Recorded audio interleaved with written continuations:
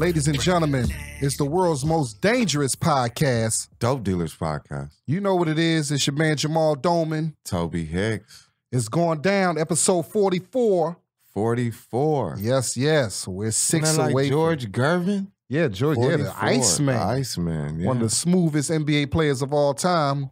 Never won an NBA championship, but that's the Iceman right there. Yeah. Toby Hicks, what's good? We back, man. Yeah, man. Glad to be here. Another week here. Yeah, man. Yeah, we here, man. 6 away from 50. Yeah, You yeah. ready for that big 50? We got Big 50 is gonna be live. We're gonna be live. If you listen to the Dope Dealer podcast, so you know all that in the background. You know how we do. I told you we're the world's most dangerous podcast. We just had a raid next to the studio. Yeah, we just listen. We're not making this up bullshit. Yeah. We just had a raid. They raided Koreatown, and they came and got some Koreans. They raided the business like 3 doors up from us. So that noise you hear in the background, I guess they taking people away, but it's not gonna stop this podcast. We here. Yeah. We don't give a damn. Yeah, exactly, man. We got a special show for that dope independent music. The song that opened it up, that's the homies, the 90s. They this is a repeat for them. They've been on our show before. We played their music. The Where 90s. they out of? I think they out of Alabama. Oh, damn. Young brothers out of Alabama. But they in LA now, you know, grinding. So that shout out to the 90s. That is the Princess of Bel Air. And that is streaming now on all formats. We played that before, but now it's out on iTunes and stuff. So they hollered at us and showed us love and told us, please play our song again. So we shout out to Tay Smith, the manager over there. That's my homegirl. Toby Hicks, we got a special show today, man. Yeah, man. We got a shout out to thanks to the troops. Oh, Army, Navy, Air Force, Marines, Coast Guard, National Guard, and the Bloods. Yes, we do this for the military, all the troops stationed overseas. You know, we love you guys, man, and happy holidays to you guys. Yeah, man. And I had a great weekend this past weekend. I just want to thank everybody at the Sundowner Saloon in Kingman, Arizona. That was a great time, and man, the weekend was fat at the Edgewater Casino in Laughlin. I was there Friday, Saturday, and Sunday, and Monday I was at the Honda Casino in Pine Top, Arizona. Yeah, I was the only nigga up there, but I was there. How was that? Oh, it was good. It was good. I mean, shit. You know, them is just pay a bill gigs. That's what's up, man. Shit. And I want to shout out to everybody, man. I was at the Chuckachancy Casino. Yeah, man. Yeah, you've done that before. I had a great time there. Yeah, shout out to Andre Covington, man. He showed love up there, man. Everybody who came out up there at the casino, man, we have a great time, man. And that's everybody at the Firehouse Lounge, man. It was going down. So yeah, we got a special show. So, you know, we got a dope story of the week. I want to get into that. But, you know, before we do that, let's bring our special guest. Dope album of the week, too. We got a dope album of the week, too? Yeah. Okay. All right, cool, man. We got a dope of the week, too. We'll talk about that, too, man. But let's get, you know, before we get down to the ground, let's bring our special guest. I've known this young lady for years. Yes. She is the owner. Today, Toby, we're talking about the industry. We got a real life big time manager, agent, and the casting director in the game, and we're going to talk about just the industry and how to be successful in there. And I'm sure she's going to get tips out to some of the actors who listening and thinking about getting into this game. So let's bring her right in. She is the owner of Top of the World Manager, that became a producer overnight. She is the casting director for the hit TV show True TV presents Laugh Mob's Laugh Tracks. She's been doing her thing for years. Ladies and gentlemen, Dope Dealer Podcast presents Twala Johnson. You Dope get the Dealer, bell. Welcome, yeah. Yeah. What's up, baby girl? Thanks for having me. Twala's also me and Toby's manager too. So she's put some money in our pocket. Yeah, she has. She's put some money in our pocket, man. She's out there fighting battles with us, man. So, hey, what's up? How you doing? Coming up. Oh yeah, hopefully, straight to callback. We gonna get that job. We gonna get that job because bills need to be paid, right, Twala? Bills need to be paid. Thanks for coming. Thanks for coming. Yeah. What's been up? You Thanks good? for having me. Everything's good. When I got the call from Toby, to tell me, come on out. And the Dope Deal podcast wanted to have me come through. I'm like, I'm there. Oh, yeah, we've been trying to get you. Yeah, we've been trying to get you down here for a while. Yeah, we wanted to wait till, I wanted to wait till it was blossoming. And now, you know, we growing episode 44. You know, we got a solid fan base, and now is the proper time to do it. Timing is everything. Yes. So, Twila, you've been in the game for a while. Let's talk about your genesis. How did you start? Are you from? Where you from? You from LA originally? LA all day. LA. Talk to the mic, baby. LA all day. Y'all. Okay. What part? What part of? LA. Baldwin Hills. Baldwin Hills. Okay. Yeah. Oh, so you grew up around that money. Okay, all right. So how did you get into, what's your genesis? How you get into the entertainment industry? Okay, actually, I worked for a agency prior to me starting my own agency. Okay. I brought a lot of clients to that agency. Mm-hmm. They were thinking about moving out of town. And I was like, you know what? I think that I'm just going to stay in LA because I already got my crew because I brought a lot of people to that agency. And all my crew flowed with me, and they formed my roster. Wow. And I started off with comedians first. Can you believe that? I started off working with a lot of comedians. How you stumble in that? You know, we crazy. Comedians are crazy. How did you stumble into us? I think I'm crazy. Yeah. Okay, so you can handle us. You know our personality, you know. Yeah. But I love comedy, so I always would, you know, you would always catch me at every because I remember over the years, I always see you supporting us at Comedy Union, the Comedy Store. Comedy Store on Sunset. Yeah. Fat Tuesdays. Was it Fat Tuesdays? Or Joe Claire. Joe Claire. All the way from back then, back, Joe Claire. And let's take it back to Joe Claire. Let's take it back to where we gonna go? We gonna go Joe Torre. Guy Torre. Fat Tuesdays. Fat Tuesdays. Yeah. And then we gonna go Alex Thomas. Yeah. Okay. Let's take it way back there. So you all right, so you was with the company. How long was you with the company before they decided to move out of LA and move to New York? Yeah. How long was you? 3 years. So so you kind of learned the game. So you was comfortable. You didn't feel, did you feel nervous stepping out on your own? No, actually I was ready for it. I think you know, sometimes you got to step out on faith. Yeah. And I stepped out on faith, and I've been going strong since 2008. Oh, wow. That's a decade now. 2000 and what did we hit 19? So you were 19, Yeah, it's about 11 years in. And I love it. I love it. That's what I use my social media for. I love to, you know, we got bookings and we got auditions. I love to show out. I love to show out and let them know my clients is we working. That's all I like to say is we working. We working. We cut the check. We working. We cutting the check. Is it what you thought it would be? I mean, how is it owning your own? I know because I own my own business too. I know you know the first couple of years was rough, and you know because you sitting around. I used to own my own business, waiting for the Dope Dealer podcast. Yeah. So how was it like? You know, you branched out now as your own top of the world management and. At first, was it rough? I would say it was rough at first because it was a lot of times that I was like, okay, these bookings are not coming fast enough. So maybe I need to get a part-time job. But then I was like, so I was battling that. Yeah. Am I going to run it? Am I going to be a part-time job? Am I going to work for myself? Am I going to work for somebody else? Am I going to go back to that? Right. And I was like, you know what? I just got to hold on. I'm just going to hold on. Yeah. Once again, it was faith. Yeah. So it's a lot of great things have come out of me running Top of the World Management. How did you come up with the name Top of the World? Because I just one day I said I was going to be sitting on top of the world. Dope Dealer podcast. Yeah. I was just like one day I'm just going to be sitting on top of the world. So let me just give it that name. I just roll with that. I like that. How many clients roughly do you have at the present time? Well, I have some knocking at my door to come in, but off the record, I say it's roughly over 100 or so. Yeah, that's a lot to juggle. Wow. Yeah. No, actually not, because I consider myself a small boutique agency because, you know, it's agencies out there that got 500 and 5,000. But my motto is all about the quality over quantity. Right. You're supposed to hit that bell again. Hit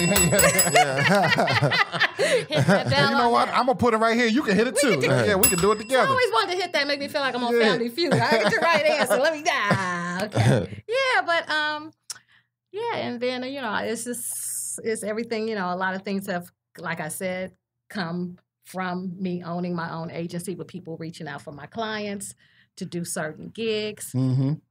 I had a great opportunity first and second season to cast for Laugh Mob Laugh Tracks. we gonna get it. We want to get into that. We gonna come back because I want to talk. Let's come back to that. Yeah, we definitely gonna get into that.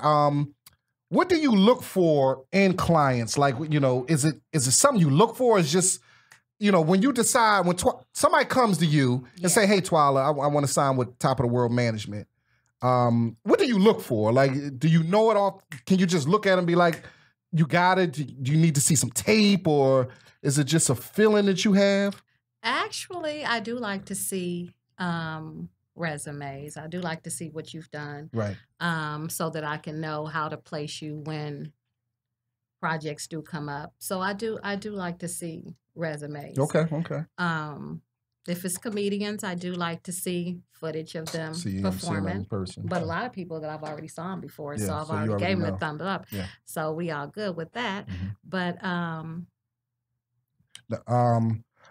is it? Do you ever have somebody come to you? I'm sure, or a client, or a possible client come to you, and you just be like, no. How do you break it to them? Like, oh man, you may have to come see me in a couple more years. You may have to polish yourself. Do you? I don't know. What's the protocol when it comes to that? Well, let me see. Let me make sure I got this for you guys right. Actually, I give everybody a chance. Right. Mm-hmm. If it's some tips that I may need to give someone prior to me taking them on, I'm gonna break them down. If someone is listening to this, I know he's gonna know who I'm talking about. I love him dearly. We keep it real on this show. I love Dope Dealer Podcast. But he was like, okay, Twila, what do you think? I was like, okay. He had dreads. And they were like, he would wear a wind it up or I was like, I think we got to start with them dreads. I think. Because I don't want to just put you in Jamaican roast. Right. Yeah, that's all. I just don't want to make you a Rasta man. Yeah, that's it. That's the only option. There's not a lot of roles, for that. He was like, you think this, this would be a jump start on my career? You think this is what has been holding me back? I was like, how long you been wearing them dreads? He was like, I've been growing them out for a long time. I was like, I think that's holding you back. Yeah. So he was like, so you telling me I got to cut my dreads off? Oh, shit. And I was like, you got to cut the dreads off. You got to cut the dreads. I mean, it is what it is. Yeah. You giving them, you telling them the game, and you know what casting directors are looking for, right? And guess what? He was like, you know what? I've been growing these dreads for a long time. He was like, if you telling me that this is going to jumpstart, I'm all good with it. My wife may have a problem with it. That's funny. She may have to call you because she and you might have to convince her that I need to do this. That you got the lady. Did she call you? What? She didn't call me. Well, once them checks start coming, she ain't gonna have a problem with it. But guess what? I know she like, fuck them dreads. Guess what? He been hitting corners without the dreads. Yeah, well that's a blessing. He know who I'm talking about. I know he's a comedian. I know he. Yeah. I know she's like, shit. Them checks coming. That's all that matter. Yeah, so I was so happy that he did that, and. He told me, he said he had to shift out the barbers. Like, he couldn't just go to any barber. He took pictures. See, he was one of them. He had to come with the picture, like, can y'all do this? Can y'all give me this, this fade or whatever? But they faded him out. He probably was over there and in the cut with Gary. Oh, shit. In the cut. In the cut. Shout out to In the Cut. Yeah, everybody. Everybody get the hit that bell. Yeah, that's it. Shout out to Garrick Dixon. Yo, G, what's up? Mr. Commercial Man. That's the homie right there. G be hooking my beard up every week. Yeah, that's my guy. He just cut my hair today. I was there today. Got my, he cut me bald. He faded you out. He cut me bald. I shaved me up. I was just over there. He faded him all the way out too. Looks good. Look at G hooking up his guy. That's the homie. Yeah. So do you so you talk to casting directors. Do you ever you ever have a casting director? Has there been any like stuff that goes down and like a casting director call you, be like, don't ever send that actor here again, like stuff like that? But most of your clients are professional. But actually, I've never ever got a complaint from a casting director. Actually, over the years, I've built a great rapport with these casting directors. Right. I can say I even tag them in my post. Yeah.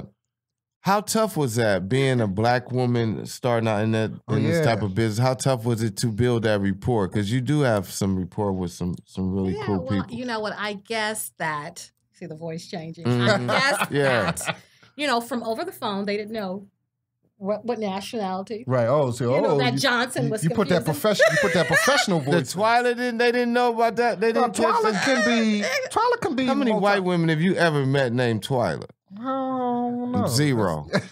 Well, I still had them confused with the voice. Yeah, the voice would do it though. But I've never had that complaint. Matter of fact, I'm actually really cool with a lot of casting. That's cool. Okay, casting directors. And your most of your that's you knowing what clients that send in there, and your clients are professional. Yes. I can speak for 2 of your clients in right here. Like we What ages do you have? I actually take them from. I'll take them from newborn. I'm like the daycare.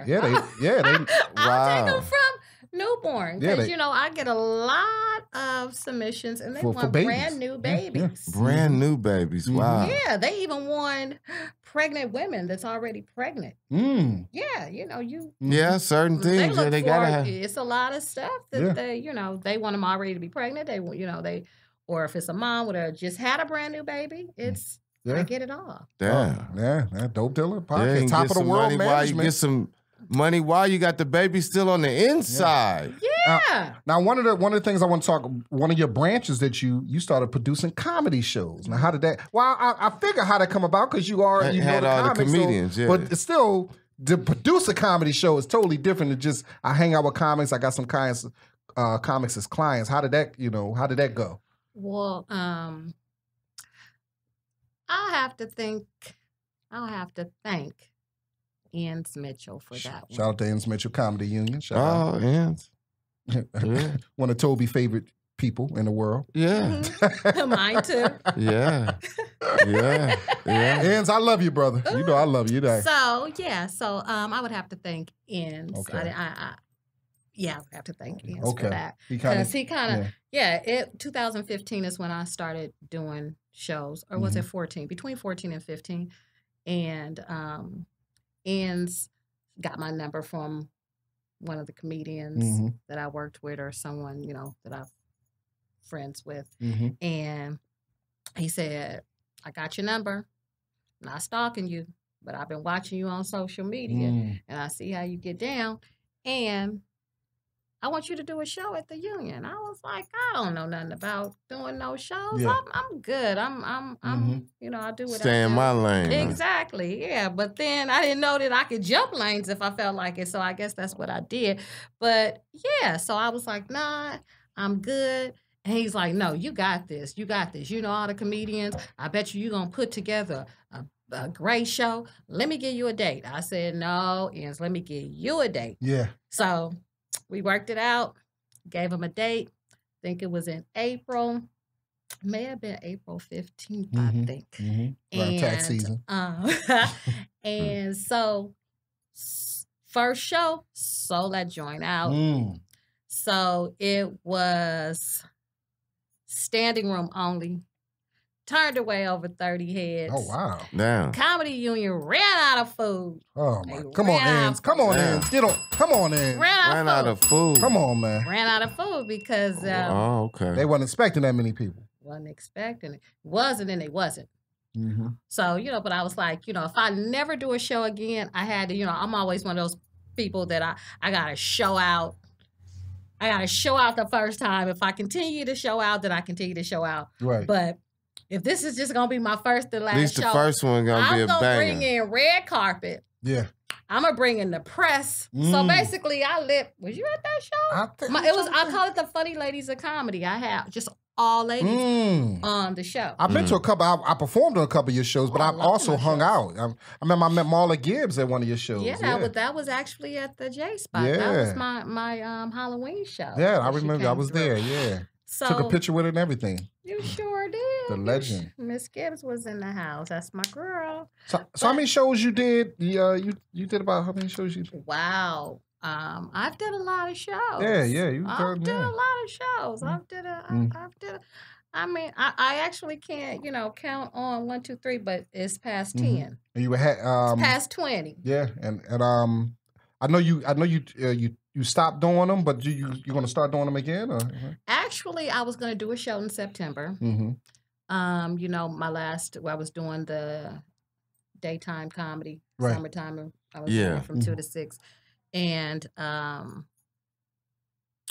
they didn't have a date, the date that I wanted over at the Federal. They didn't have it available for me. Yeah. So I was going to do a show. They gave me an October date, but it didn't. I had some stuff going on. So they're just ready for me. Yeah. Whenever you. Yeah. So I'm actually putting some stuff in the works now to get a show going on. I want you guys, actually, I want you both to be. Definitely. Just consider this already sold up right here. Yeah, definitely. Top of the world promotions. And so another branch that you, casting director, because you are the casting director for one of the hottest shows on television. Something me and Toby know about, because we're also on that show. True TV, Laugh Mob. Laugh Track. I want to say it right, because I want Bob Sumner. I want to do True TV, Laugh Mobs, Laugh Track. So, Bob would get on. Bob was like, hey, motherfuckers out there fucking up the name.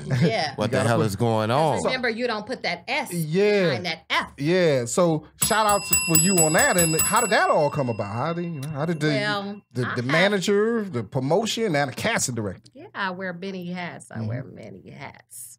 I always tilt that crown. Yeah. But that I have to thank Bob Sumner. And I have to thank the fabulous director, Jamal. Yeah, Jamal, yeah. Both those men brought me in on that. And, I've been working a while with Laugh Mob, through when they had the BET. Correct, after BET, then, then they got the contract with True TV. And I've just been, it's like family. So. Now, how does that because you're obviously you're a manager, you're a casting director, you're doing huh? How does that come about? Because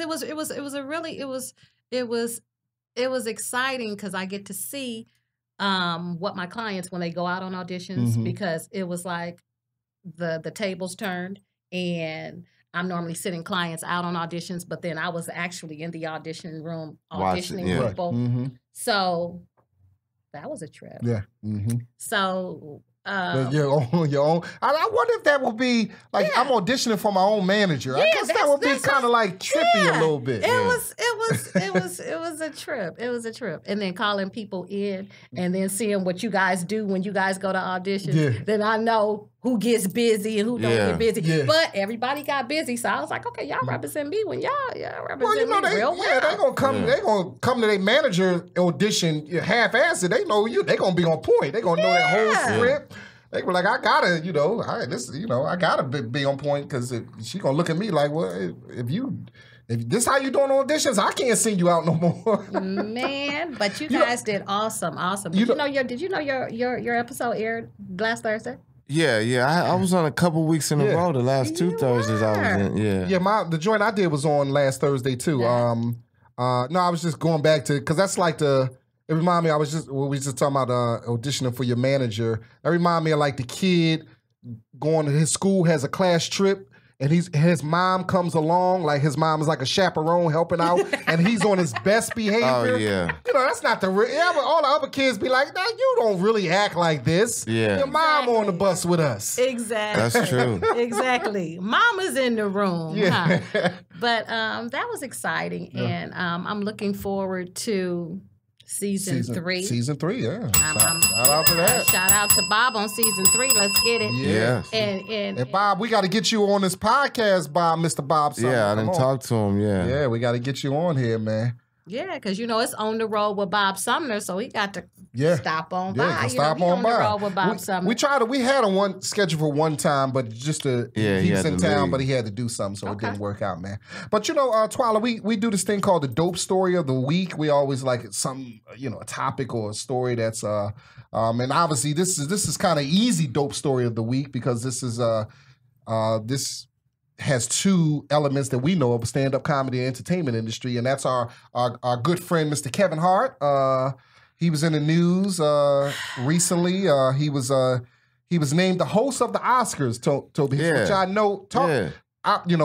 Kev, that was one of his dreams. He even told me that years ago. That was one of his dreams, to host the Oscars. So when I heard that he got it, I was happy for him because I know that was one of his goals that he put up. But things don't, it's a crazy world that we live in. And a day after, I guess they found some old tweets of his from like 2009 2010. Who is these motherfuckers that always find these old tweets? Yeah, I don't know who these motherfuckers are. It's motherfuckers with no life and just trying to. So, in the tweets, he said some inappropriate things in the tweets. But, it was back in the day, and that ain't his true feelings. Yeah, and people know that. He worked with gay people every day. And I know he made another thing. One of the comments that they really tried to, I guess he did an interview where he said one of his what did he say? One of his nightmares of being a father is his son being gay. Yeah. And people jumped on that. Yeah. Which I think every man, be honest, not every man, but I'm gonna tell you, who has a son would. Well, no, and that's not, to me. If you make that comment, because I would make that comment. One of my fears of being my child, but that doesn't mean if my child ends up gay, I wouldn't love him any less. Hey, but no, people know, man. I mean, people know, man. I mean, honestly, it's a black thing because in a black family, shit. Man, an old black man, like I said in my joke years ago, old black man, rather you tell him his son got 20 years in prison than besides he gay. I'm saying that's just the way we are, and that's the way we think. So the shit Kev said was actually on point. And it was a long time ago, and they shouldn't have made a bigger deal out of it because, obviously he's at the top level of entertainment, so the people that are with him up there are gay. So, that he has to work with on these films, just everybody in the business in general. So obviously he has no hatred towards him, and he wouldn't be able to work with him every day. Well, and I think it's the times that we live in, obviously. We live in sensitive times, and I kind of wish he would have just held on a little longer and just see if it just blew over. But I don't know. He knows better than anybody about what he wanted to deal with. You have a... I'm with Toby. I wish because it may have been some people that wanted to see him just say, I'm just going to back down. Right. And I would have just hosted that show. Right. And he changed his mind the next day. Like for me, I'd at least gave it say a week later, if it was just such a backlash, you like, you know what, I don't want to deal with this. I don't want to put all my people through this, my family. I'm just going to not do it.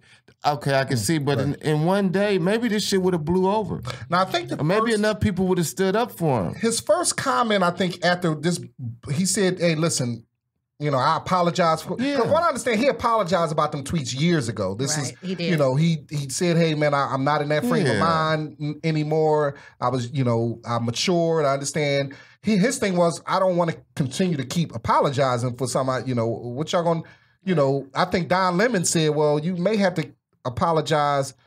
Keep apologizing until it kind of blows over. But I can understand Kev. Yeah, but how many times? I mean, like, what do you... Because we don't know when will that ever blow over. Yeah. So I think the Academy came to him and said, hey, man, just do an official apology. And he turned it down and decided, he said, no, I'm not going to do official apology. I'll just pass on it. And he said, hopefully we'll meet again. So Kevin's still young. Yeah, they might hire him again. Yeah, I can see that. Kevin's still young, and that's just fucked up, man. Like I say though, man, the real is the real. That's how black men think, a lot of us. And I used to think like that too. Not like in such a harsh way, but I'd be lying if I sit there and say, we grew up thinking like that. Right.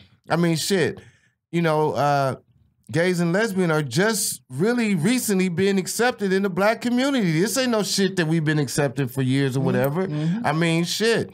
I've known family members that were gay in my family, and shit, everybody in the family act like they was dead. Right. For real, I'm not bullshitting. That's the way everybody acted. Wow. I remember one time, I'll never forget it. One time, me and my grandfather, I was about 12 years old. We was rolling, and we was in downtown Omaha, and we was rolling, and we stopped at a light, right? Right. And we just happened to look at the light, right? And there was my relative. He was standing on the corner, kissing another man. Wow. Me and my grandfather seen him, and my grandfather was blown away. I'm like 12 years old.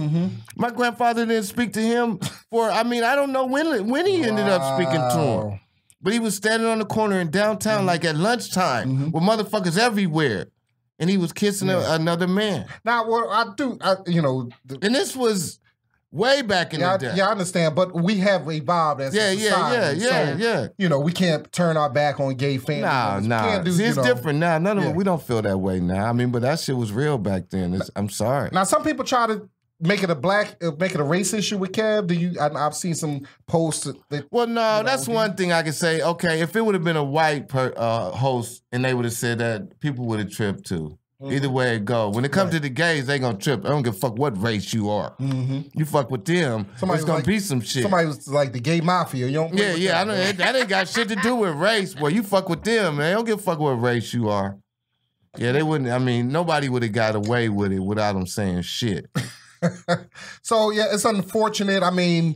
It's the times that we live in. I know that was a dream for Kev, but I think he'll achieve that dream again. Let it die down. It's a learning experience. I just think, to me, I don't understand why Kev just didn't come out and just say, hey, I'm not that person anymore. I'm apologize one last. I'm not that person anymore. I evolved. He did do that. He was in the bed though. Yeah, but you got to say it. He was in the bed. You can't do it in the bed. Yeah, he was in the bed. You got to say. I don't know if you saw the video when he was laying in the bed. He apologized. He apologized from the bed. He was like he had just woke up. I think he was in Australia. Yeah, he apologized from the bed. But you can't do that. You can't. You got to be professional about it. You got to say, hey, I learned. I'm not that person anymore. And I think if he would have did that, it would have been. It would have been because he ain't. People know better than that shit. Eddie, last thoughts on that, Twila? I just don't. No, I want to know when it comes up for someone to be the presenter of of the award show. Who is this person? Who is this? Who is the person that goes through all the texts? I just want to know who that person is. No, it's just like who hires that person. That's what I was saying, but it's like people. It's just like the people that find the tweets on athletes. Yeah. And it's like they hold them until it's time to. It's the World Series. He's in the World Series. Let's tell this shit on him now. They had all season to tell that shit. Now, the thing about the Oscars, what I don't know if you'll know, they was having a hard time finding a host this year. Like, nobody really wanted to host the Oscars except really Kev. They said it's not it's a thankless job. Like, no matter what you do, you're not going to do it. You know what I mean? It's just like a thing. So a lot of them cats, like the Jimmy Kimmels and who have done it, they turned it down. Well, but they can do that. So now they can do that. So now the Kev turned it down. Now they having a hard time. From what I saw a report where who they looking at? They was begging. They trying to beg Eddie Murphy to do it. Like they trying to really press him to do it. So wow. We don't. Damn, not Eddie. They're pulling Eddie out, huh? Maybe they should have the dope dealers. We'll come host that motherfucker. We won't say nothing about gays and lesbians at all. I ain't got no tweets out there where I even mention that shit. Everything I've ever said was not. Hey, they gonna let Toby. They gonna let you host it, but they gonna say your well, no, you know what? I'll pass on that. I totally forgot about. That's hilarious. All right, so we do this thing, Twila. We do the dope of the week. That's kind of like our donkey of the day, or the dope of the week. Somebody just acting ridiculous. So the dope of the week, you know this singer. He's an R&B singer. He signed to Cash Money. His name is He's the king of R&B. Jacquees. Jacquees. Yeah. Well, he said, you know what, Paul? I know I'm pulling this on you. YouTube Jacquees. Hey, I had never seen this nigga until you showed me this shit. Jaqeuees. He made a comment. He called himself. He said he feels that he's the king of R&B. Hilarious. Have you heard of this? Hey, but on the real, like, he might not. But who is the king of R&B right now? Well, I mean, I don't even know this nigga, but I'm just saying. The king of R&B. Right now. Right now. I'm just saying right now. Y'all tell me, because I don't know. The original Bobby Brown. I was going to take it. Bobby, okay. Okay, but we want to go to right now. I don't know. Chris Brown has a he has a claim to it. Yeah. If anybody gonna say Chris Brown has a claim. Yeah, Chris Brown. But I mean, if you're saying how right now, like, okay, but if you're saying the last 30 years, R. Kelly would have to be that person. Oh yeah. Ooh. R. Kelly would have to be that person. We gonna give it to the new nigga. Give it to the new nigga. Fuck R. Kelly. Shit. The new nigga is, what's his name? That nigga's the king of R&B. So this is some. So he has. This is one of his songs. This is Jacquees right here. I think all right. So it's funny because I was talking to my friend. She actually defended him in the statement. She said, "Listen, I got his arm. His arm is high." She said, and now she said, what a lot of people are missing what he said, Twila, was he said, "I'm the king of R&B right now, this moment." She said, people jumping. She said, "I think he has a claim." Yeah, he might do. R&B today, just today. But I'm like, maybe today. I'm like, I don't. You gotta have you gotta be that dude. You gotta be that dude. Is this the same cat that performed on Soul Train? Yeah, and I heard he was awful. Hey, but that ain't no different than Ali saying he was the greatest before. I mean, he's talking this shit into existence. Ain't nothing wrong with it. I respect. Shit. I never seen the motherfucker till he did this. I would have never known who the king was right now until he said that shit. But I mean, he's been killed on social media. He's been R. Kelly got a twist Christmas album. He's been killed on social media.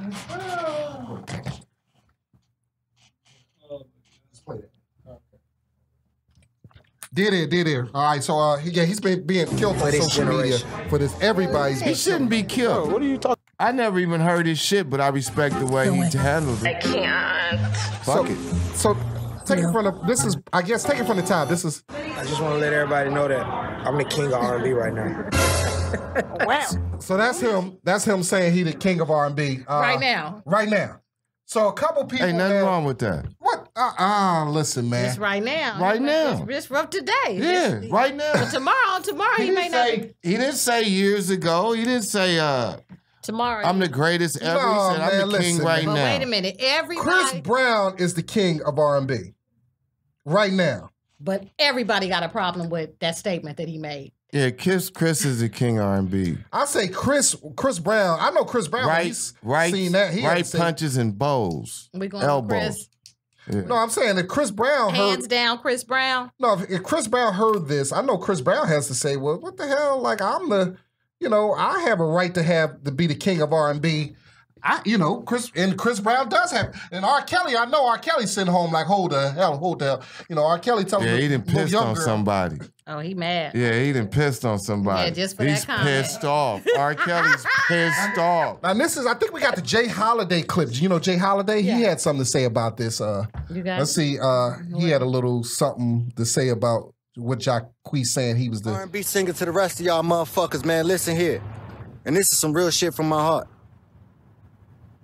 That bullshit that man said, there's 3 kings of R&B. The first one sold 20 million on his first album. I'm not Ballet, baby. Not with a Gucci jacket on, I'm not Ballet, baby.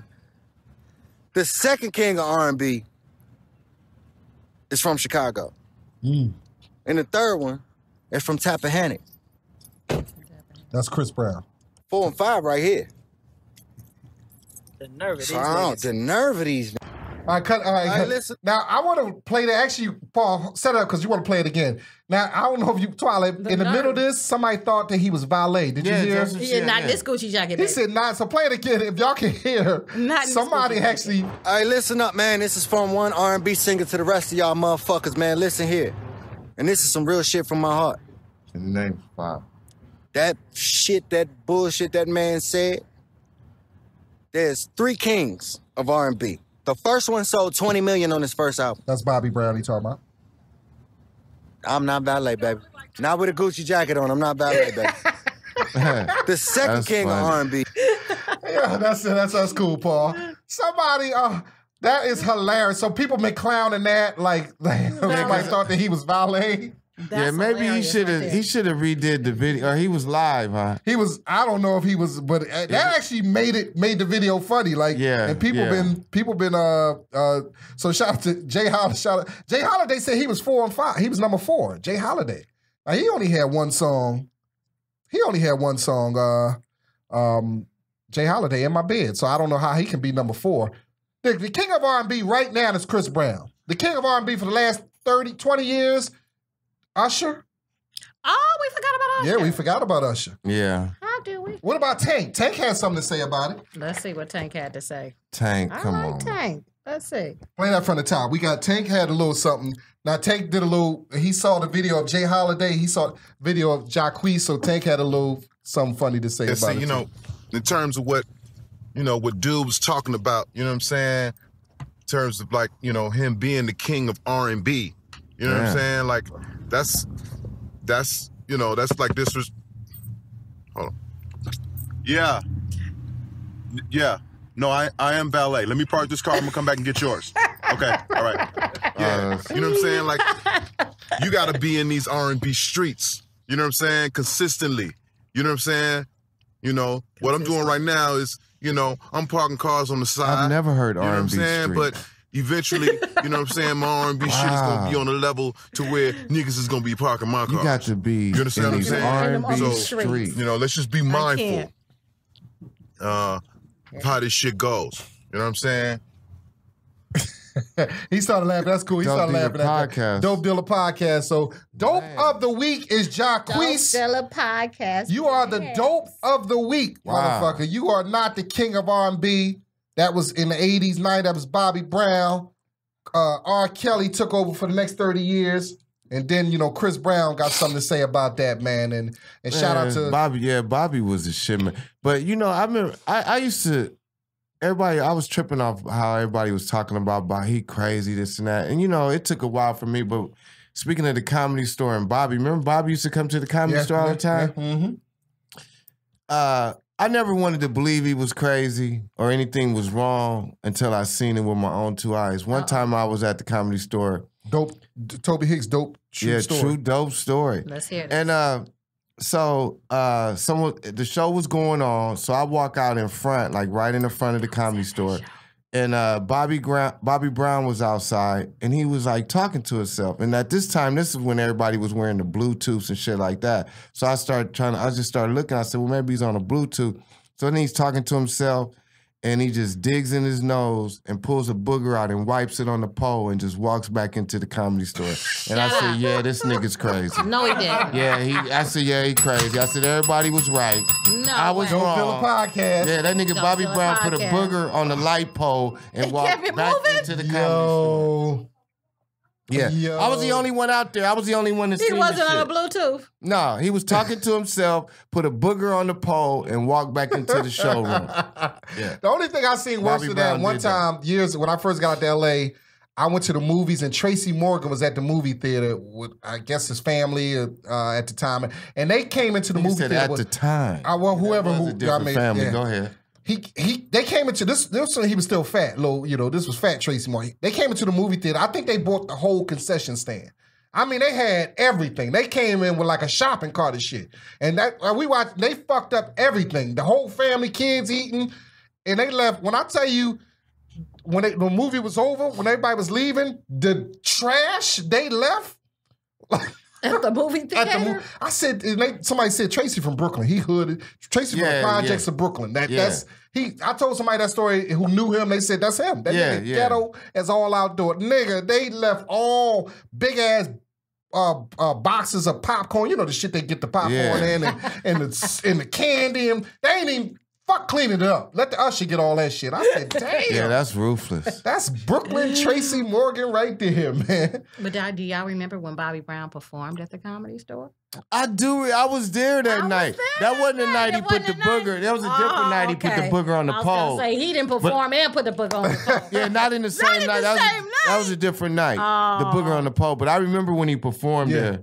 Yeah. What was that? He wasn't too that good on soul that. food place? It was on Ventura, way up there. It was Stevie's. Stevie's on Yeah, the You remember yeah. Stevie's? Yeah, Oh, these had some- Asian spot. But you know, Great food. you know they back, right? Oh, they are? Why are they on Pico off La Brea? Oh shit! I didn't know that. Little Stevie. Food's still off the chain. Yeah, expensive than a motherfucker though. But I remember he used to have like R&B nights Yeah, up there. yeah, And yeah. one night Bobby Brown just happened to be up there. He went up on stage and was awful. Like went up there, was trying to perform, and he was just awful. And I remember it's one of when I think he knew that after a while, like this ain't going that well. So he just kind of put the mic down, and he wasn't even. It wasn't like he was booked to perform. They just had the band there, so he decided upon himself to go up there. And Right. so he just put the mic down, and then KC was there from KC and JoJo. And KC grabbed him and was like, come on, man, we're going to go back up here and finish this song. Because Bobby had fucked up so bad he just stopped in the middle of the song, put the mic down, and KC just grabbed him like, come on, man, let's go back up here and finish this song. And they went back up there and finished the song. So, yeah, it depends on what night you catch Bobby at, man. Yeah. Dope Dealer Podcast. You got me on the book on the pole. I don't know why. That just stuck in my head. He's the king of R&B, man. Gotta love I'll it. never forget that shit. So Twyla, what you got anything else going? You got something going on to look forward to in 2019? Actually, yeah, I produced a nighttime talk show called Girls Night In. Oh, and cool. it is. I almost wish that we could like put it on the screen right here because I got it, but I'll let y'all see it. Yeah. We'll put it on our page too. Yeah, but it hasn't been shown to too many people, but I'll let you guys check it out. Mm-hmm. But we shot a promo for it, and Coco Brown is my lead. Oh, that's great. And so Coco, that's the home. It's Coco Brown, it's myself, it's Trisha Mann Grant, married to Tony Grant from Tyler Perry, Love Thy Neighbor. Okay. And it's my sister Shonda Johnson Frazier. Okay. So yeah, it's Oh, that's what's up. So we can look forward to that in 2019. You sure can. Okay. Yeah, I have a couple of people that are interested in it, and we have some networks that are reaching out. So let's see where this goes, because I'm gonna have to bring you guys on when we shoot another segment. Okay. And bring y'all on. And Cool. Word. That's what's up. What's up. We got to bring the Dope Deal podcast. Yeah, definitely. Now, where can they find you at? Tell our folks where can they find you at? You can find me on Instagram. That is at Entertainment Manager on Instagram, and it is just Twyla Johnson on Facebook. I'm gonna say this, and I know I'm probably crazy for this, but all my social media is private. Look. Yeah. Oh, no, listen. You want people who you know to follow you. Yeah, I feel like, you. It's not like, you guys have to open up, Yeah. your ain't platform. nothing private on mine. Yeah. So Nothing on nothing private. No, but I know out people there. like I got to know you for you to be following me. So yeah, you know what? Actually, I left my my social media open during the time I was casting for Laugh Mob, but once it was over, I put the lock back on. So, because I had all kind of people coming through, and it was just, it was like, people can still come up in your DM, but you gotta decline or request to hear what they got. It goes down on the DM. I don't have all them. I don't have none of them issues. I can do whatever. I don't have none of them issues. Don't nobody fuck with me like that. Toby Hicks. Well, they heard that Toby Hicks true life story. That's what they heard. Yeah. They was like, the hell with that. I ain't messing with that crazy motherfucker. Because I remember Toby told me prior when me and Toby used to have some conversations back in the day when I got with Toby. And Toby, I think you told me something about this situation. And and I was like we connected and we used to chit chat. You remember we used to chit chat? It's my folks. And I was like, Toby, you don't even look like all of that'll be happening in your life. And he like, I'm telling you, all of that is happening in my life. And I'm like, Toby, no, not you, Toby. You look too. People was always shocked. Yeah. That's good. I remember the feds was shocked too. They was like, man, you was Well, it was always the ones who don't look like you. Yeah. That's the ones who surprise you, man. Yeah. Because I don't look like I beat the shit out of niggas, but I used to beat the shit out of niggas back in the day. Wow, you did? Yeah. Jamal used to rap too. Yeah, I used to. Yeah, I'm MC. Yeah, you ain't know that? MC Jamal. God. Wait a minute. Look at the name. It's so MC plain. Jamal. MC Jamal. He used his It's the real capital. name. That's like one of the 80s names. He used his real name. Back in the 80s. It's the capital MC J to the A very to the simple. M to the A MC to the L. Jamal. It's Jamal for all those suckers out there who can't spell. That means you're literate. Fuck with me, don't even consider it. Why would you do that and get lit up like a cigarette? Ooh, that was fire. Oh, wait a minute. Rocco, y'all know I like to hit the bell. Yeah. Ooh, bars. That right there. Bars. That right there. Fire. That shit is horrible. Dope Dealer Podcast. He a hater. That's the only one he know. He do that shit every time. That's why. Firecracker. Yeah, this motherfucker. All right, so last question, Twyla, for you. Yes. Somebody's trying to get into the industry. Somebody, want to get comedy game or acting game. What advice, they come to you, what advice would you give them about, breaking into this industry? I would say you have to be serious about what you're doing. Mm-hmm. You gotta take your career seriously. Sometimes people, they come in, but they don't really take it seriously. Right. Mm-hmm. So meaning that I think that unless it's a dying emergency, you need to make all the auditions. Right about that. I don't miss no auditions. Like, unless I ain't in town. I think my clients be scared to tell me sometimes that I'm not gonna be able to make the audition because I'll be like the warden. I'll be like, "What did you say?" You better have a good excuse. I need a doctor's excuse. Yeah, you better have a good excuse. But I would say, just follow your dream. If whatever it is, don't give up. Make sure that you try to take advice from people that can give you some real advice, because sometimes people can give you some crazy advice, and that's true. That's true. They can give you some crazy advice.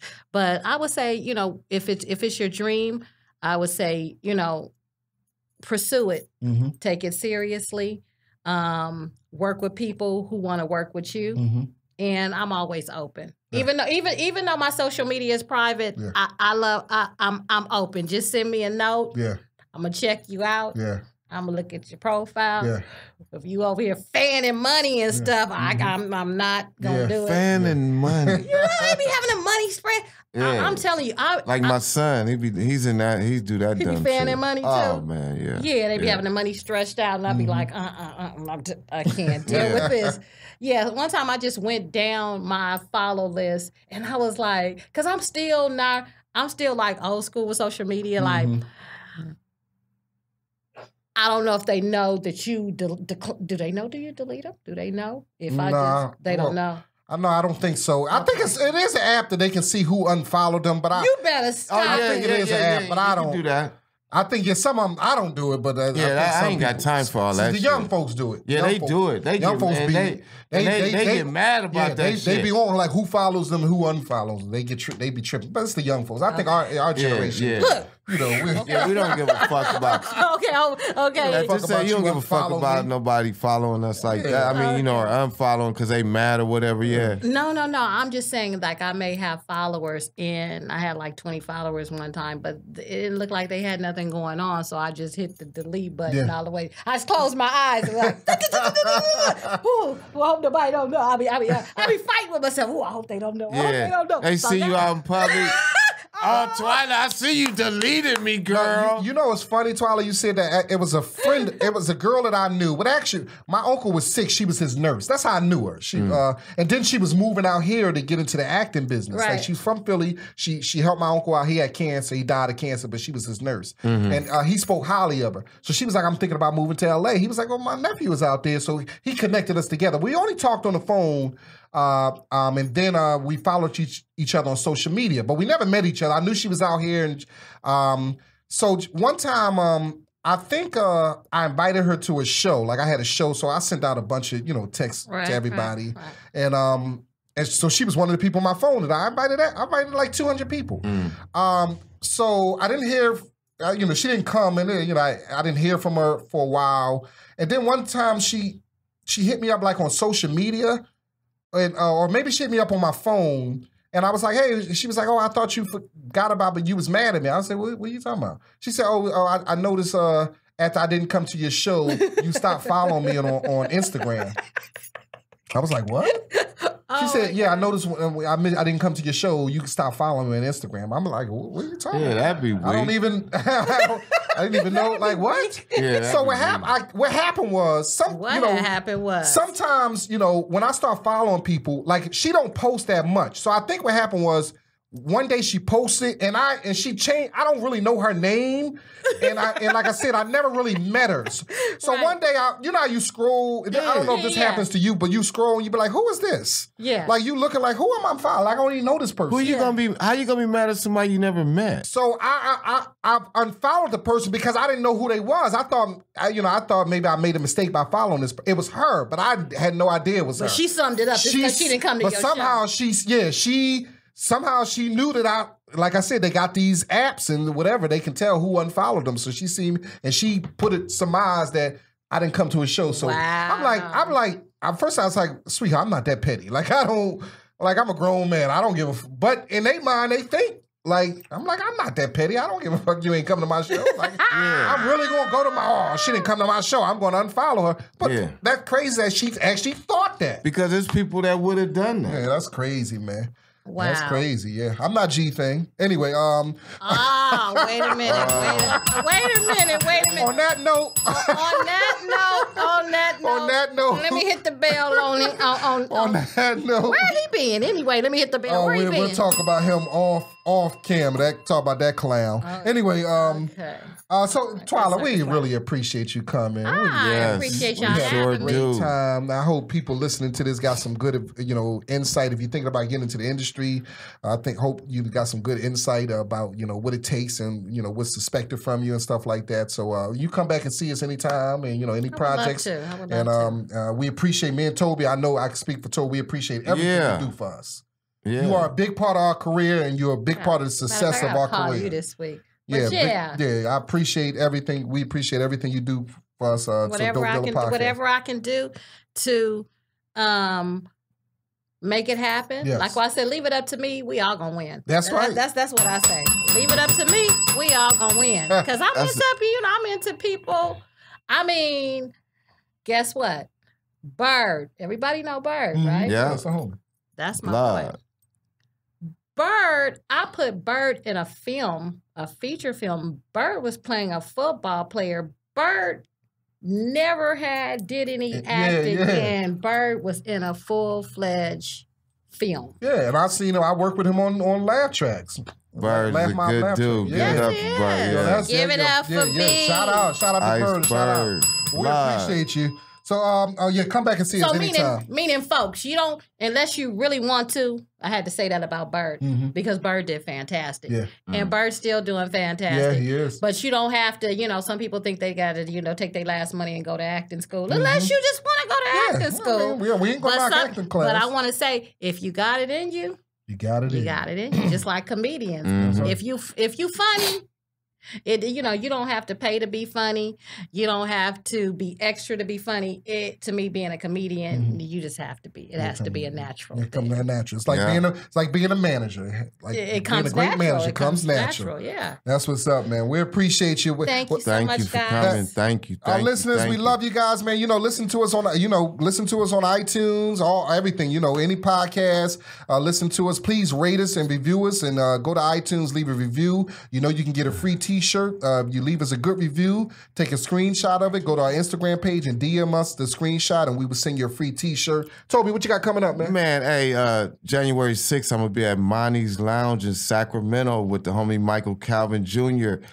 January 9th, I'll be at the Falls Event Center in St. George, Utah. With the homie Ed Tracy hosting the show. St. George, Utah, I probably will be the only nigga up there. And it's going to be cold. But if you know somebody in that area, send them out. Dope Dealer Podcast. And this weekend, I'm at the Pechanga Casino. I'm there from Thursday to Sunday. Pechanga Casino this weekend. So please come out and see me. I'm headlining. I think it's 5 shows. What they say, America's Best Casino. Yeah, America's Best Casino. So come holler at your boy, man. Everybody listening. Is this weekend? This weekend, yeah. How we tape this show is this weekend. Pechanga Casino. We in the future. Yeah, we're in the future. I'll see you guys. I'll see you. So come out and holler at your boy. Have a drink with me, party with me, man. We're going to do it.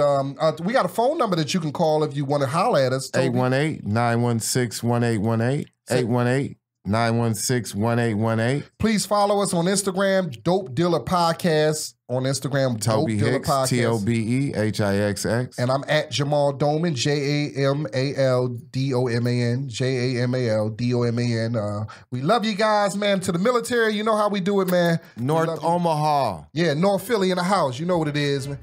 Shout out to everybody. We love you.